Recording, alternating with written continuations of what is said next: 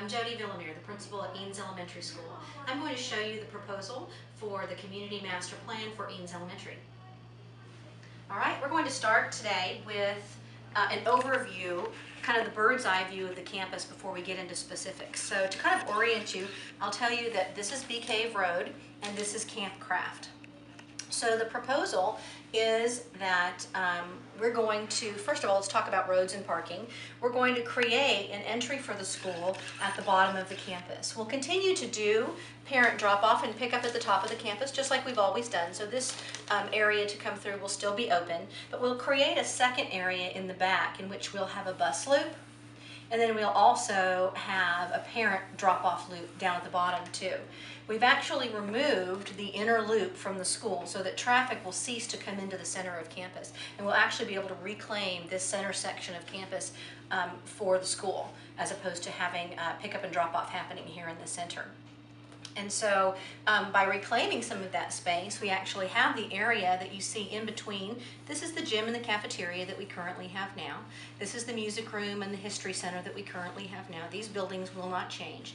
But we envision an outdoor seating area here so that there may be some tables and things for children to eat outside. There may be an outdoor amphitheater type area here for outdoor learning activities. And so as you kind of see, you'll notice that many of the buildings are bigger than they were originally. These were originally the pods that are there now, that currently house 4 classrooms. So you can see that these pods have been added on to make them bigger. This pod has been made bigger. This is existing and would not be changed on the outside, may have some renovations on the inside. So by recapturing the actual center of campus, since we don't have a driveway here anymore, we actually have an opportunity to build another section, another building on campus right here. So it gives us many more classrooms to work with. And so now I'll switch over to the specific map that's going to show you what's actually in each of these pods so I can explain that to you. Now we'll kind of get into what's happening on the interior of each of these buildings as they've been proposed. So as you can see, the top of the campus will still be the main entry of the campus. You know, we've recently had all this work done here to create a really visible entrance to the school. And so we'll keep that there. This will remain the administration building. One of the challenges our school currently has is that each of these sets of classrooms here, here, here, here, here, here, here, and here only has 4 classrooms per grade level that really can be sustained where teachers actually teach next to somebody in their grade level. So it's really difficult because now we have 5 and 6 at every grade level. So we'll have, 4 teachers here and then 2 over here, and 4 teachers here and then 2 in portables. So part of this design and the dream for this proposal is that we create pods that will sustain 5 teachers at every grade level, possibly 6 if growth were to push us there, and they can actually still all house together, team together, and be able to collaborate and feel part of the team. And so this design really encompasses that idea. So as you can see, that every grade level pod that I'm pointing to has 1, 2, 3, 4, 5 classrooms, and then a flex space to share there for small groups to meet in, for maybe special education to come in and work with kids, for maybe groups from all the different classes could actually use that space together for different activities. So just a flexible learning space. And so every pod tends to have some of those spaces. And then on this map, you'll see that it says SE and it says special ed, but it actually is referring to any special program. It could be GT classes, it could be dyslexia classes, it could be reading or math intervention classes, anything where students are pulled from their classrooms to work on specialized instruction.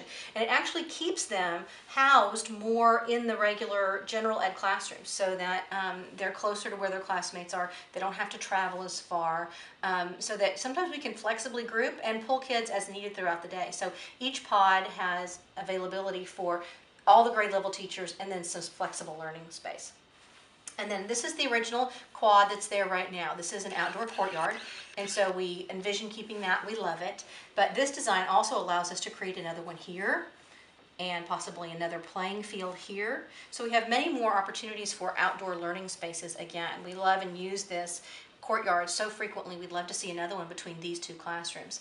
And then also to create fine arts in the center of the campus, so that's really easily accessible, that we've got a music pod here and an art pod here. So the structure for the outside of the structure would remain the same, and there would be some pretty significant remodeling on the insides of these classrooms to create that. The bottom of the campus stays mostly the same. We have talked about enlarging the gym, possibly, because if it looks like we're going to be housing 675 students in the future, then we're going to need more gym space and more cafeteria space. So that's not been changed currently, but it's something we are considering. And just like I mentioned with the big picture map that I showed you at first, is that this front section will still remain parent pickup and drop off. The front of the school will still be parent parking here, because the one main access for the campus is through the administration building, so that everybody checks in through the office. That will remain the same. And then we have the bus loop at the bottom of the campus, and then we also have the parent pickup and drop off at the bottom of the campus. They've added staff parking here and staff parking here, so that we actually free up many more spaces at the top of the campus, so parents can park here and come through administration to check in for the day when they come in to volunteer or come to lunch with their kiddos. That's the main plan for our campus, and we hope that the proposal recognizes and has given input to our community and what we hope for Eanes Elementary in the future.